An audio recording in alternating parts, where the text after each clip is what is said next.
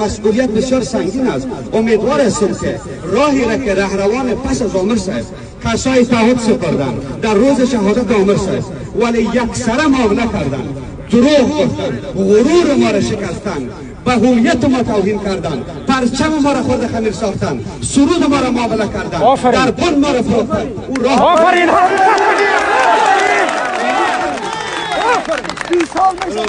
هویت ما عزت ما. خواهران و برادرای عزیزم، من تشکری میکنم از صحبت‌های برادرم، حرفای دلشان زدن. در قدم اول از تمام اقشار، از تمام اقوام، احزاب و گروه‌های کامل تشکری میکنم. احمد شاه مسعود سمبل وحدت ملی است. احمد شاه مسعود سمبل عزت و اقتدار ملی است. او کسی است که وقتی که پاکستان در مقابل حتی حکومت نجیب الله میخواست که مداخله نظامی بکنه داخل جلال آباد شود، قهرمان ملی جلوش میگیره و اسقاط میشه.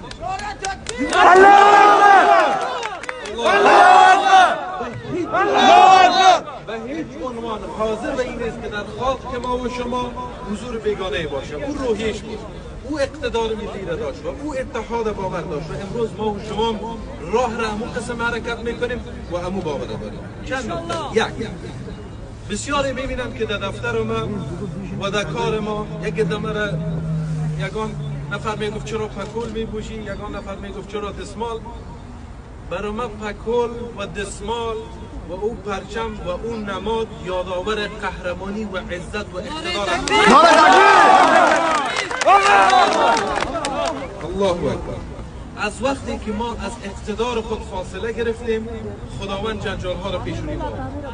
اما برادرای عزیز، 2 سال قبل، 1.5 سال قبل در حضور امیر بزرگوار جمهوری و دوستای دیگر در بالای مرقل قهرمان ملی کشور شهید احمد شاه مسعود رحمت الله علیه بیعت کردیم با مردم، کار خودش رو کردیم و انشاءالله تا وقتی که زنده هستیم اونم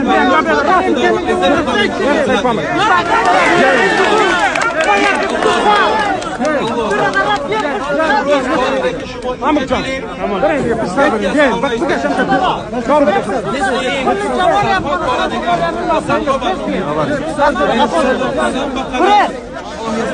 ولی از خدا و قرآن از